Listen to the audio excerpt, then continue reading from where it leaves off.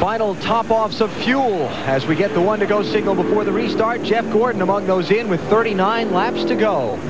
Marty? Well, let's talk to Tony Erie Sr. and find out what they think. Fuel only on that last stop. First of all, do you have enough to make it all the way? Well, if it'll pick it all up, it'll make it. It's going to be close, just a gamble. We didn't want to be back there in that traffic. You get behind on this racetrack, you can't make it up. That's what happened to us last time we were here. We just didn't have any fuel mileage and ended up in the back. Just never could get back up there. So we're going to take a chance. The computer says we got 22 gallons in that car. It'll make it to the end. So we're going to trust the computer today and see what happens. Yeah, but Junior's not so sure. He's wondering if he can make it all the way. Let's go to Matt Yoakum. More drama down here in the 24 pit. Robbie Loomis, 39 laps to the finish. You came in and topped off. Can you make it to the finish?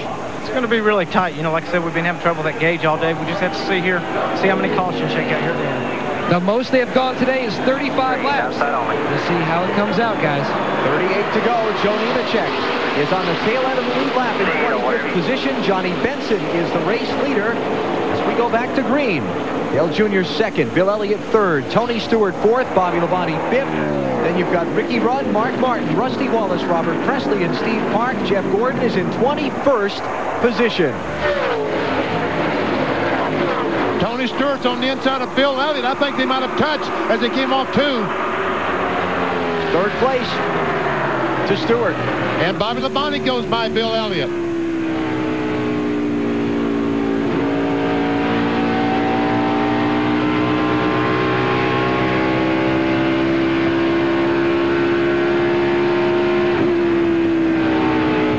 Let's mention that both Jeff and Ward Burton have come back from the garage area and are on the racetrack. They are 12 laps down. And Dale Jarrett's car has just been officially retired from the event. Here's the lead. Dale Jr. up on Johnny Benson's back bumper as they get by Joe Nemechek. We've seen Dale Jr. run this high line all day long. Can he get the momentum and get by Johnny Benson? Doesn't seem like it this lap. Tell you, I'd like to hear what Benson's crew is thinking on fuel. He last stopped a while ago. 151 was the last time Benson was on pit road. He can't go 49 laps on fuel here. No, he had to stop one more time, so why stop and get back in this traffic? Just run till they got to stop and do it on the green flag or the next caution flag.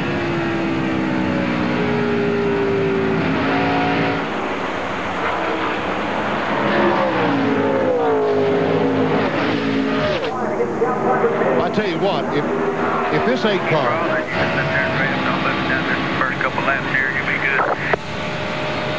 if this 8 car can run 39 laps, it's going to be unbelievable. Let's watch our telemetry on board Dale Earnhardt Jr. Now, what's the lowest speed down in turn 1? 138 miles per hour. Comes off the corner, gets a great run on Johnny Benson. Benson kind of moves down to block that. Watch him, 8,800. A little over 9,000 RPMs. On the right side, you see his position on the racetrack. Going across the north turn of the short chute. And I'm impressed, 175 miles per hour. Here is where Earnhardt Jr. really runs well.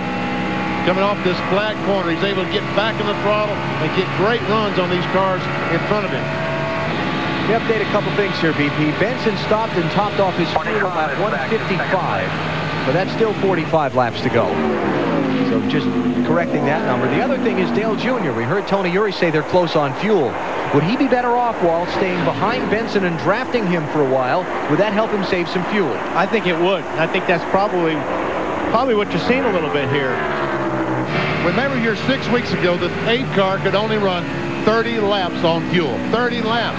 So imagine the work has been going on since then, trying to get some fuel mileage on these cars. And you know the 10 car's got to come in, so you don't have to pass him. Just wait till he comes in. Save your fuel. Matt, what about it?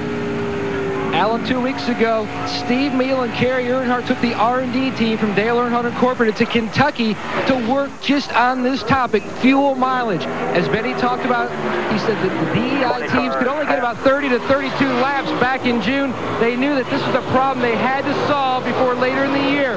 That's what they worked on. They feel like now they have solved their fuel mileage problems. They felt like going in today, they could do 38 to 40 laps. So it could be close. To Marty. Matt, Johnny Benson's team last came in at 151. They came down pit road at 155, and there's a pass for the lead on the racetrack. Dale Earnhardt Jr. goes around Johnny Benson. Benson now in second. They think that they can make it all the way on fuel, but it's going to be close as the battle for the lead continues. Benson doesn't want to give it up. Well, so much for our theory. Well, he's got that position, and he realizes that he's got the best position. I don't think Junior can do it. No, he backs off. Oh, Junior right up on the back bumper, trying to get him loose so he can get him off, under him off the corner. Benson fighting the car to keep it down low. He's going to hold on to the lead. Man, that was great battle to that flat corner. Johnny Benson is hungry. He has not won a NASCAR Winston Cup race yet. He's had some close calls. Nearly won the Daytona 500 a year ago. He wants one badly.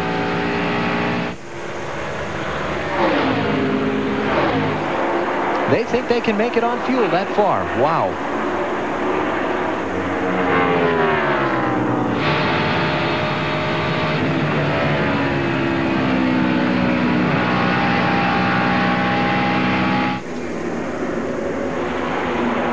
In the 8 car, that's where I'd run, especially if you're talking about fuel mileage. You don't want to lead this thing.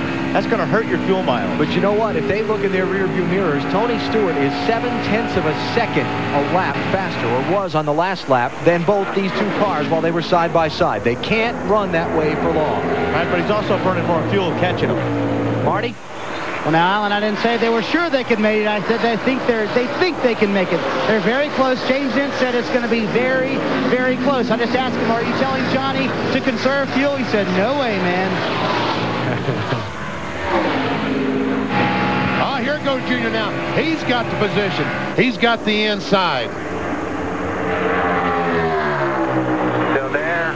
Still outside. Clear, clear. Had to give. Yeah. Trying the comeback move. New leader, Dale Jr. Benson to second. Tony Stewart closing in third. What about Jeff Gordon? He's back in 16th position. Did you see Johnny Benson when he got behind the 8 car, went in that flat corner, and he got that arrow push, and the car just would not turn? And listen to the crowd go wild as Junior goes by. Oh, trouble. Kurt Busch has lost his right front tire. Caution's out.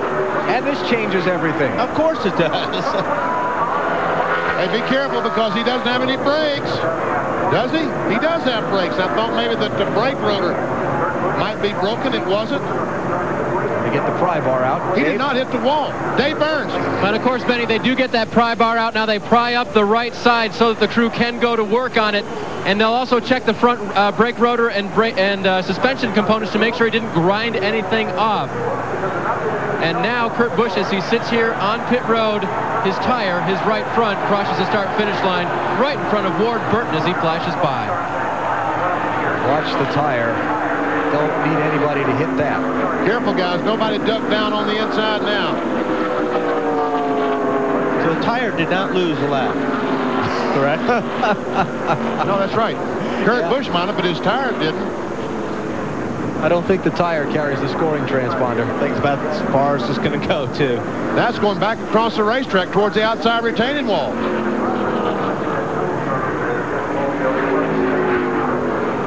Boy, it's good that everybody got through that.